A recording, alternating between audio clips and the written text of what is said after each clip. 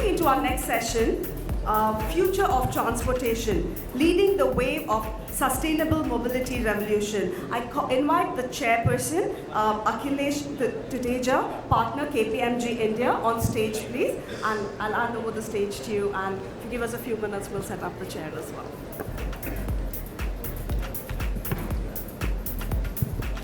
Thank you. Good morning.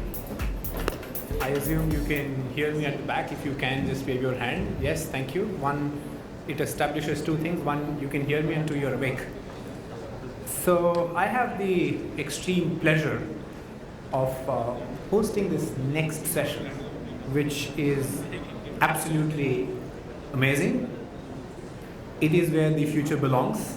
I heard about some of the conversation about how the future of medical sciences and some of those areas evolving, but I think the real thing, I don't think we all crave to go to the hospital every day, but we all crave to go to new destination, new places, and all those areas. So I have the pleasure of having with me two extremely accomplished, intelligent, and insightful people with me today. So let me call up on stage Naveen Munjal, the Managing Director of Hero Electric.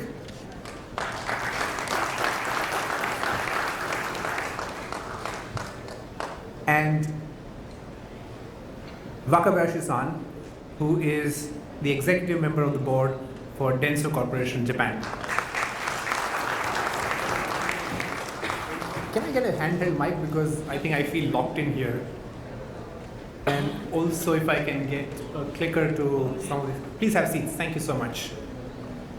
Yeah, so I actually feel locked in here, and it's not the best place to be on earth when you're blocked in a 1 square meter. All right, thank you. Can I have a handheld or a collar mic or something so that I can? Okay, perfect. Thank you. तीन mic गया. If I can get the collar one, it will give me more freedom, and the future is all about freedom. So, what I'm going to do is that I'm going to briefly introduce the two gentlemen, but I think they need no introduction. They have been in the industry driving many things for many years, and you can read their bio, which is far more detailed, available in the event app. Start with Wakabayashi-san, and the only introduction I will say is that when he started working in building new technology to power our world of transportation, I was still peeing in my nappies. So someone was cleaning me, and so that shows that you're really accomplished, and it also shows that I'm young. I'm younger than what I actually look like. So that was a good revealing of my age. You're very old, sir. So thank you so much. Wakabayashi-san has done many things, and to his credit, he has built some of these new innovation, what we see in our cars today. And his company also takes credit for having built QR code, a code which we all use every single day, and people who are in technology industry actually overuse it, and sometimes we use it and we at a place where we shouldn't be using. So that's Wakabayashi-san for you.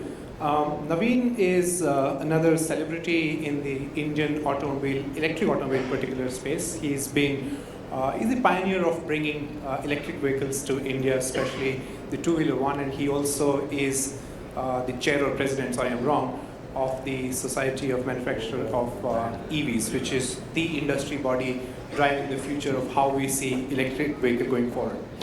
So when I was asked to do this, by the way, my introduction, nobody cares, is I work for KPMG, which basically means that I know very little, but the tough task which I have is to make sure that I get most out of these guys without taking too much of your time. So I'll come to my introduction.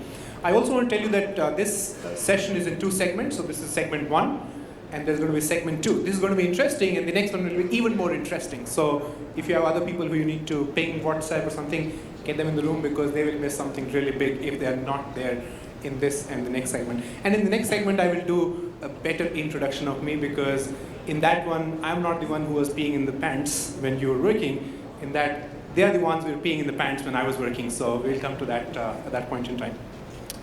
When I was asked to talk about future of transportation, it is a hugely complex and large subject. So I've tried to distill it into a few dimensions which we'll cover today in the interest of time, and I have given a few contexts which I would like you to know. So Before I go on, I just want to test the knowledge in the room, because I shouldn't be talking about things which are basic, and I shouldn't be talking about things which are rocket science for you. So if I can request all of you to get your phones out and go to a website called www.menti.com. So it's going to be a nice simple exercise for me to know the temperature in the room as to how good and evolved the audience here is. So if you go onto your apps or just a browser, www.menti.com, you will be asked to put in a code. The code is 65129. All right?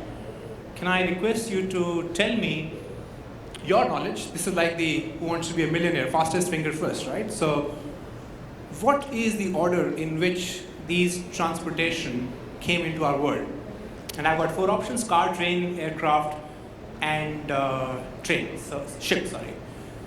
Okay, all right, so I got a few answers, all right, okay. Right. Everybody believes that we were sailing the ships before we started driving cars. All right.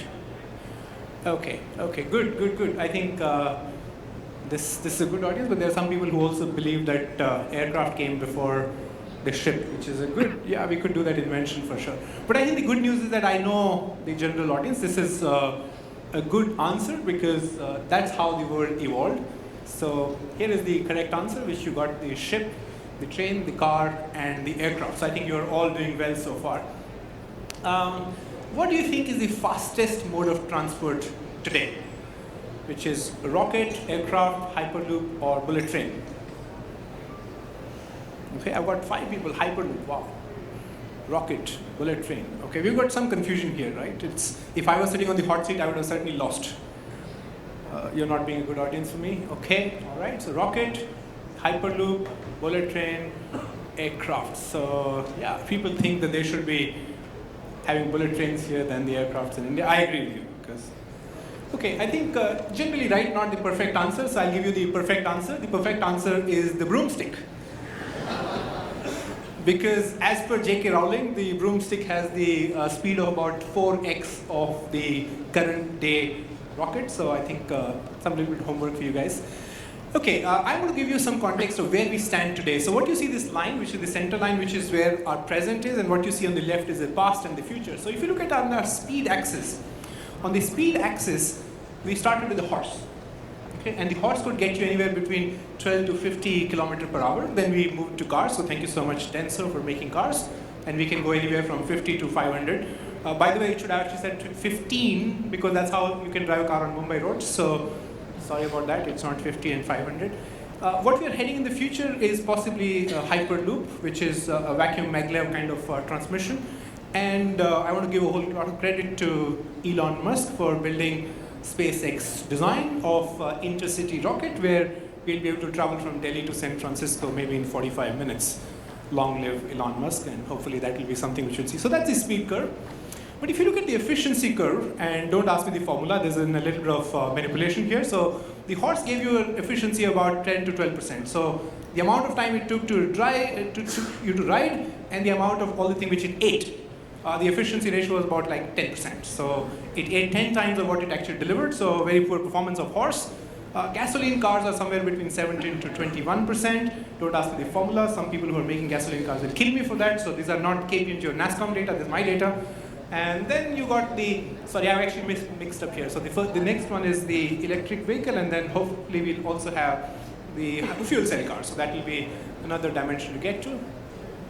On convenience chart, we start with the manual, like running the horse, running the car, to an automatic car, and hopefully we'll get to connected car very, very soon. We are already making lots of connected cars, and then of course the self-driving cars. And by the way, self-driving cars are already here. Waymo, which is the Alphabet self-driving project, is driving a lot. And we used to buy cars earlier, we rented car, and now we on demand. So if you actually look at it, this is the kind of center point where we are, and we could potentially get to the future. I'm not going to talk about a whole lot, but how long do you think this line which is there is going to take to shift on the right hand side? How long will it take for us to get from where we are to intercity rocket or hyperloop or connected and self-driving cars? I just want to give you a prelims of how long will it take, but before that I want to tell you how long did it took for us to get here. So this is not my picture, borrowed from another author, which So this is the picture of New York City in 1900. And if you see, it's the Easter parade, and all the people are on horses. And by the way, there's a car. There's one car here. And fast forward 1913, 13 years ago, same spot, and the Easter parade, and there's a horse. And there is actually one horse here too. So the amount of time it took for the US to move from pure horses to pure car, which might think will be a big shift, was only about 15 years. But I think we are sitting here in India and people say, Mumbai people take long time to move. So let me give you some data points about where the car is in Mumbai. So this is Mumbai in, I don't have exact years, somewhere between 1900 and 1910. And you don't see any car. And this is where you see cars in 30 years. So effectively, it doesn't take a whole lot of time for shift to happen. So what I'm going to do, I'm going to take a pause here right now, just to give you how far we have come from the past and how long will it take in the future. And let me invite Naveen here. Naveen, I want you to have your perspective on how do you see the electric vehicle disrupting the future of transportation? Thank you, Akhilesh. Pleasure being here. Before I really jump into that subject, I just want to divide this whole myth about electric vehicles or this whole basket. So when we talk about electric, we talk about all electric vehicles in one basket. So we talk about all electric vehicles in one basket, and that's two-wheelers, three-wheelers, public transport, cars, etc. We can't put them in one basket because the requirements of different vehicles is different. Two-wheelers have a different requirement, three-wheelers have a different requirement, cars have a very different requirement, infrastructural and batteries and connected, etc. And public transport has a different requirement. So when we separate all of them, we then come down to what is going to be the first one to take off amongst all these categories, or which is the easiest one to take off. So looking at India, when we look at India, 80% of our vehicles, about 76% of our vehicles on the road are actually two-wheelers. So we are a large two-wheeler market. When we look at the infrastructural requirements for two-wheelers, the infrastructure requirements are a lot less than what they are for a four-wheeler or for a larger vehicle, simply because the charging infrastructure required is less, the range expectancy is less. So when we look at India as a market, we have about 30% people who don't use any means of transport at all. We have about 14% people who are on a bicycle. We have about 12.7% who are on a two-wheeler, motorized two-wheeler, and we have only 2.5% of the population which is on cars. So when we look at this whole ecosystem of e-mobility or transportation, we have to look at two-wheelers as being the primary mover. That's going to create the base, and then cars comes and rides on top of it. That relates also to the oil consumption. 65% of the oil that is consumed in the country gets consumed by two-wheelers in the automotive sector simply because of the sheer volume. It also relates to the pollution that gets created. So 70% of the pollution in cities, urban cities, is vehicular pollution. That's a large part of it. Also, when we look at the CO2 that gets generated by a vehicle by burning a liter of fuel, now whether that liter of fuel is burned in a two-wheeler or a four-wheeler, it's the same. It produces 2.4 kgs of carbon dioxide into the air. So when we look at mobility, when we look at transportation, when we look at logistics, we believe that two-wheelers is going to be the first one to convert in India, followed by other sectors. Three-wheelers, e-rigs, we're already seeing that there's a rapid conversion that's already happening. That's with or without the government intervention, but we believe that it's going to be two-wheelers to start off first. So I can carry on, but I think we do have This is what you call the on-the-fly transportation. All right, I'm back here.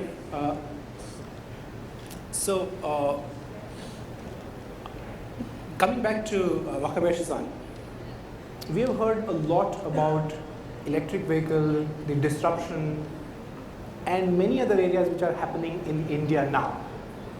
But you come from a market which is much more evolved.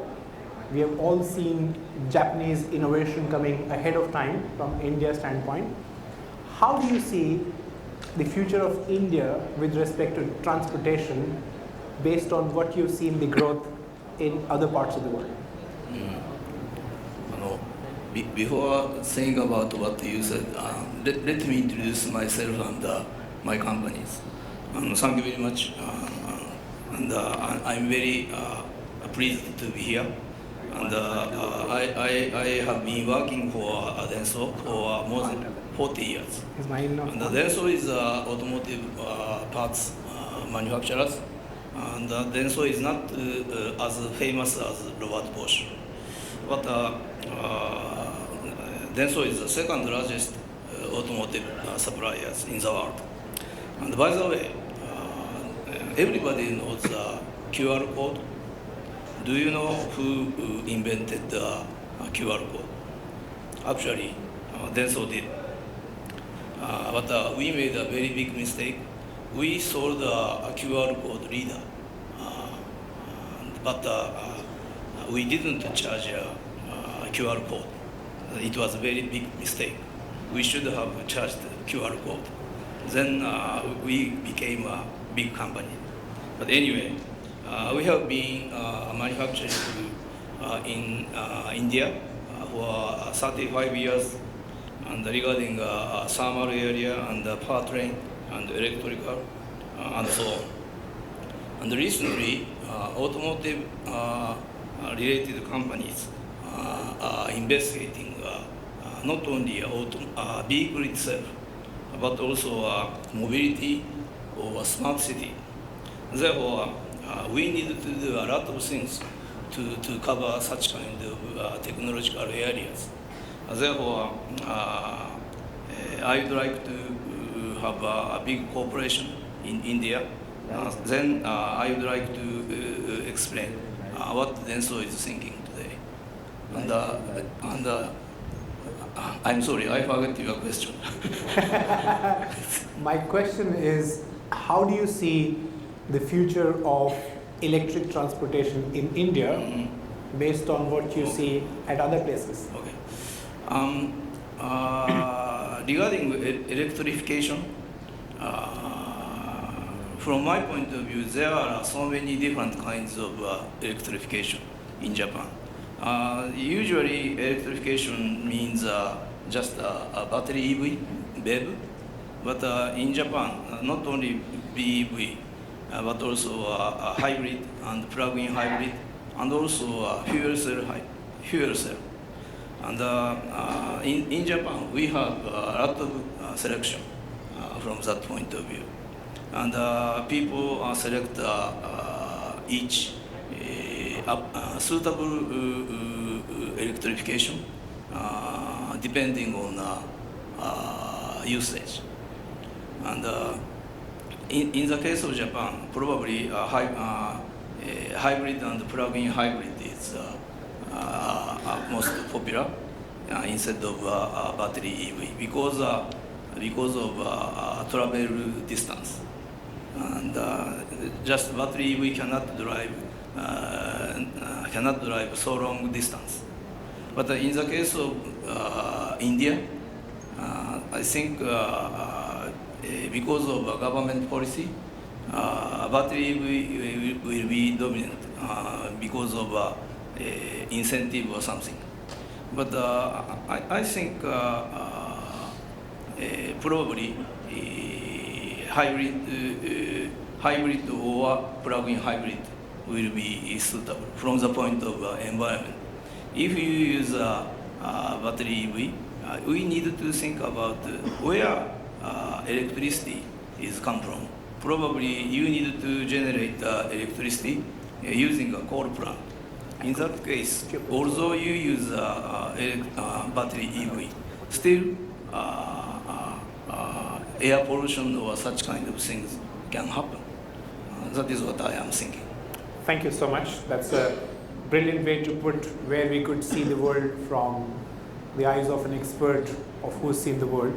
Let me come to you, Naveen, again. By the way, Naveen, I've been told that if you just speak, you don't need microphone. Apparently, these are the unidirectional microphones. So let's try if you can hear Naveen when I ask the question. If not, then he will use the handheld. You actually don't need to lean in. I'm told that it's very good quality. So thanks for NASScom to have this.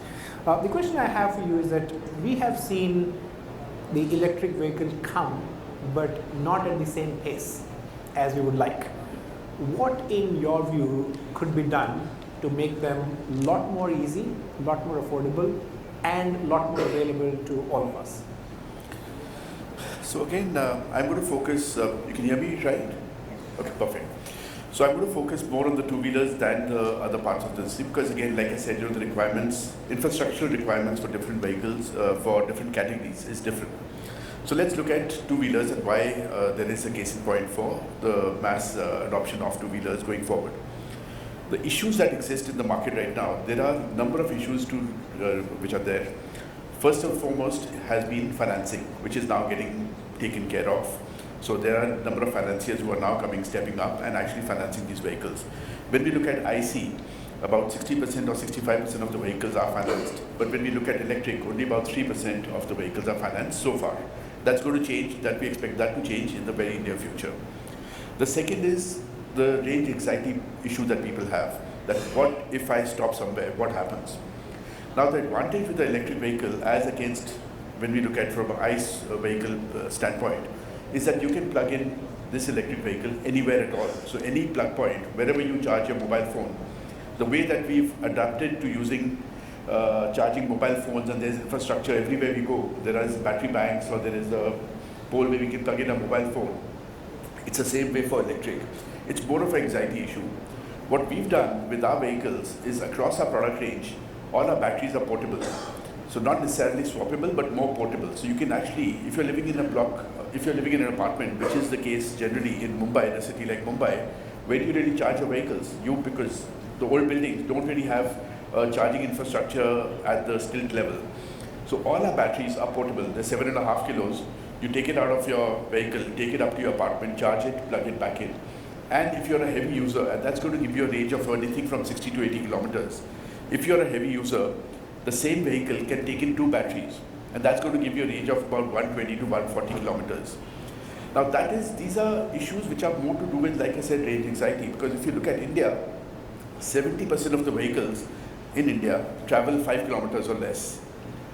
More than 10 kilometers on a day-to-day basis is only 16% of the vehicles, so it's very small, actually, the vehicles that go. And that's not just India, I mean, this is a plus minus industrial, this is an average across the world. Even in the US, for example, a large part of the vehicles, the cars that are being used, travel very short distances rather than long distances. The next factor that comes into play is the battery prices itself.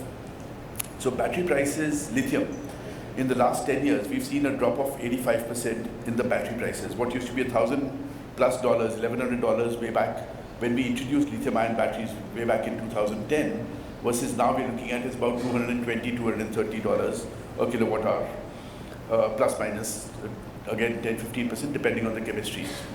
Now going forward, there is an estimation that the battery prices are going to be $75 by 2030 at the current pace that they're going. So batteries are following the same Moore's law. So if you look at 5 years, the same as what's happening with computing. So your computers have become more powerful. So either the price remains the same as what it was last year, and you get a more powerful vehicle, or a computer for that matter, or a phone for that matter, or your price drops and the performance remains the same. So it's the same thing. So 19% average is what has been looked at in the last number of years of the performance increasing or the price dropping. So what's going to happen going forward is that the prices will continue to drop, but performance will also keep on improving. The next factor, or the limiting factor which has been there so far, which is getting taken care of again, is to do with the resale value of the vehicles. Now just to explain the total cost of ownership versus the initial purchase price. So electric vehicle, again two-wheeler, is more expensive to buy initially, but to run is far more efficient than that of an IC engine. And this is a vehicle which is of city speeds. So if you look at 6 most slowest cities in the world actually are now in India, Bangalore being one of the prime ones. Mumbai is also a very slow city when we look at the speed that we are traveling at. So from all of these factors have been the limiting factors so far. But going forward, all that is changing. Because now what's happening is the consumer is understanding the importance or the value of buying an electric vehicle. You look at the ease of use. As a driver, you charge your vehicle at home, you come back home and you charge it again. You don't need to go to a petrol pump ever again. For most of our vehicles, we are actually servicing the vehicles at home. So if you're a member of our club, you don't actually even take your vehicle to a service station. The ease of use. On top of that, if you're helping the environment and there is money saving happening on top of that, then that makes a great case for this conversion to begin happening, and which we believe has already begun to happen now. Thank you, Naveen. So basically what he's told us is that we not only have to carry the battery banks for mobile phones, we should also carry the battery banks for our electric vehicle or car or scooters. So, and we keep looking for all these iPhone users who are always looking for a wall socket. I think we will increase the cloud. But thank you so much for beautifully telling us that how the future could look like of you managing a lot of things without having to go to a gas station, without having to go to a service station, all that. Thank you. Coming back to you, Wakabayashi-san, what do you think are the big technology changes, the new improvement Denso is working on from safety standpoint and convenience standpoint? You can speak without the microphone.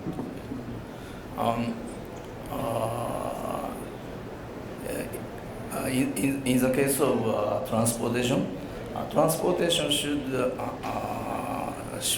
very convenient for everybody. But so far,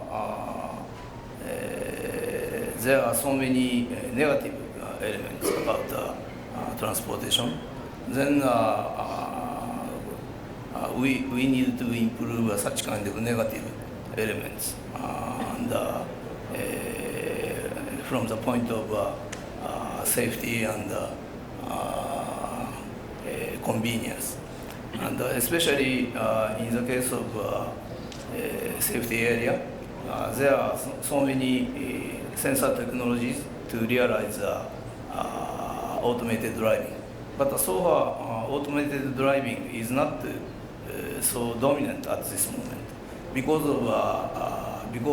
it costs so much for the privately owned vehicles. But anyway, advanced safety will create advanced safety technologies, and it can be applied to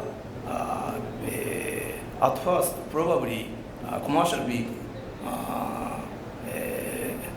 will use such kind of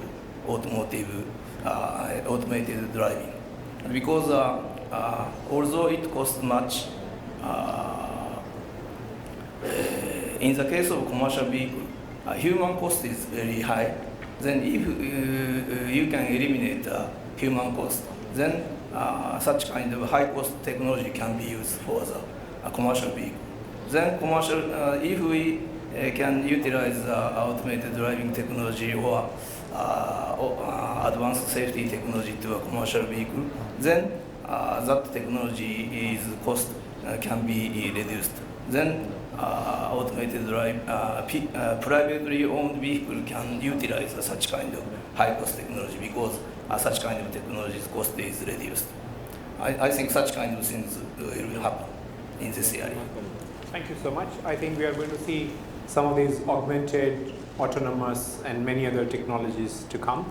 And with people like Wakabayashi-san, who are at the forefront of driving for so many years. So I thank you for doing so much what I've seen the automobile industry has come to.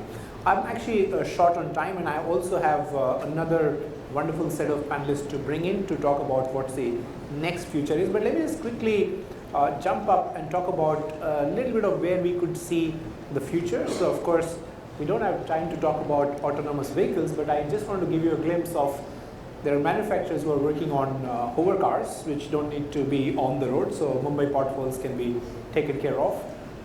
There's of course elevated cars, nothing to do with what we saw in late 70s on Back to the Future cars, but yes, we will see some air taxis.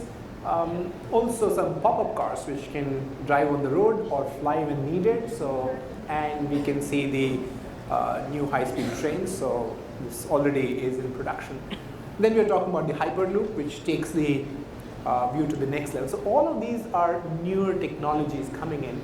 But the four factors which are driving this is clearly electrification, which we saw here, connected cars, self-driving cars. So in the future, you will not have to own your car. You will actually Uber a car which is not being driven by a driver, is self-driven, and won't run on gas.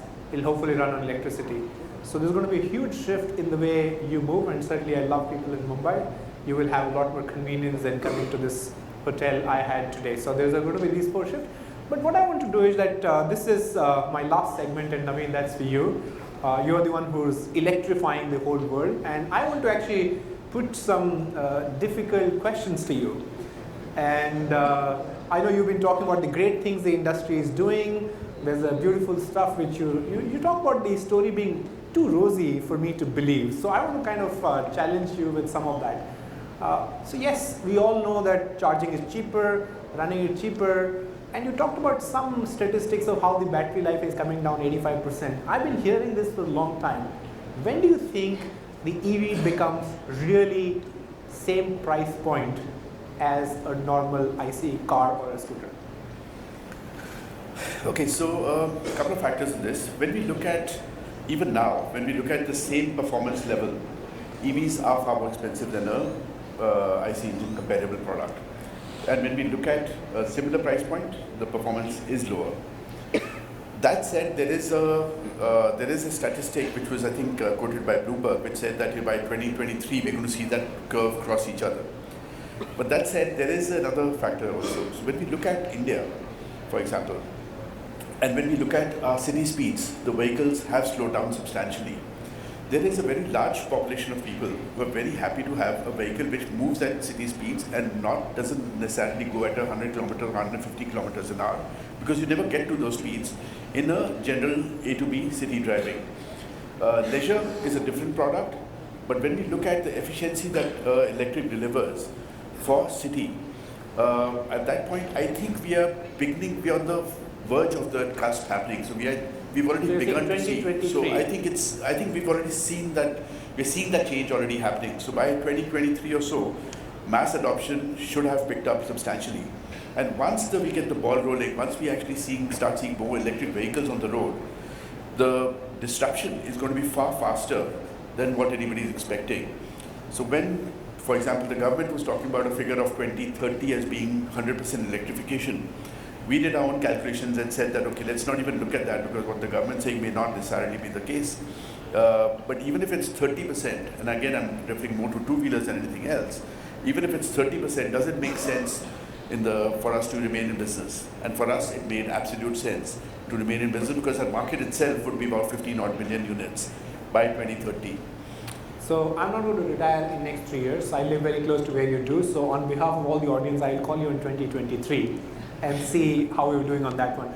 In the interest of time, I'm actually going to skip to the last question which I have, and that's a big allegation I have. A lot of time people like you tell me that it is a clean energy, it's environment friendly, there's no fume. But when you actually look at it, yes, your cars or your scooters are not producing fume, but the electricity which is being produced to charge those is still on the conventional electricity, and they are creating all the carbon there. So are we simply shifting the pollution point from the road to the plant, and how do we really solve that story? Okay, so I've been asked this question a number of times, and 2-3 factors to consider. The pollution problem that we have, how many of you actually been to Delhi or North India in winter, from September to this thing? So you know how bad it is. I mean, it's not an environment which you want to actually live in. So first, the problem is actually in the cities and not in the rural areas. And city pollution, a large part of it is automotive pollution. That's one factor. Second, our power plants, had we been actually completely on renewable, we would have had a bigger problem than what we have right now, because we would have had to store that energy to be able to charge those vehicles. It's a given fact, and there is numerous statistics and figures on this, that the power plants which are running, whether it's thermal or any other power, the consumption from a city, from any city, comes down drastically at night. It drops substantially because your offices stop working, which is the biggest consumer of air conditioning and electricity. Your plants stop working. But the thermal power plants still have to continue running, because you cannot shut down a power plant at night. The power plant is running, but the energy is not getting consumed. So the power plants are built to work on maximum consumption of electricity, which is during the day, during the peak hours.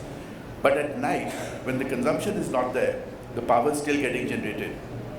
There is a statistic that if you Even if in India, about 70% of the vehicles get converted to electric, that's again more with the two-wheelers, and I'm sure that relates to four-wheelers as well. The additional load on the power grid is only about 4%. So it's not that much. The third factor, which is to talk about the pollution part of it.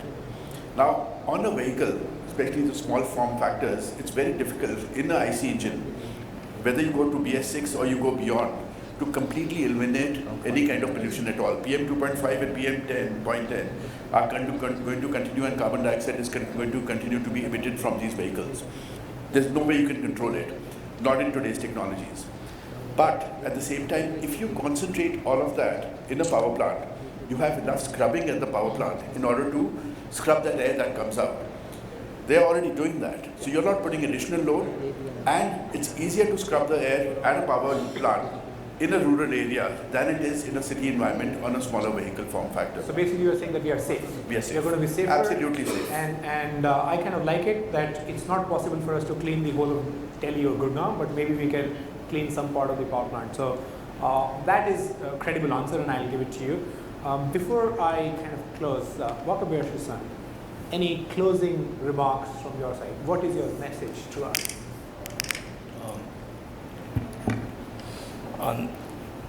Today I'm here. My major objective is to inform Denso is doing a very good job in Japan and in India. But what I would like to say is in India is a very big market. We can have a lot of business chance. And since, as I said, automotive area is moving toward not only a vehicle but also mobility or IT related things. Therefore, of course, we are doing manufacturing in here. Then I think we are contributing to Indian society. But now, since we are moving toward IT related things, I think Indian software related power is very strong, and we would like to cooperate to Indian society. Therefore, this is my thank you so much. We all know that Denso is doing very well in Japan and in India, and NASSCOM is doing tremendously well to bring software to people like you. Before I let these guys go, these guys are all talking about future of transportation and taking us to the rocket. But I want to ask a fundamental question, saying, do we really need to travel? Do I really need to get onto a plane or a rocket to come here? We saw back in the future, in 70s, that there's a time travel possible, and I've grown up with Beam Me Up Scotty. So I think you guys should start working not on how do you make the roads safer and travel faster and all that. NASSCOM is going to work on to bring technologies which will make us not move away from our desk and our houses, and you and I will be having as brilliant a conversation as we are having today without actually getting into a vehicle. That to me is the real future of transportation. With that, thank you very much, ladies and gentlemen, and a huge round of applause for these wonderful speakers for us tonight. I have the task of giving you the nice takeaways. So this is for you, Naveen. Thank you so much for coming and your brilliant, insightful contribution. Thank you. Thank you so much for coming all the way to see us here. Truly appreciate it. Thank you so much. No, I'm fine.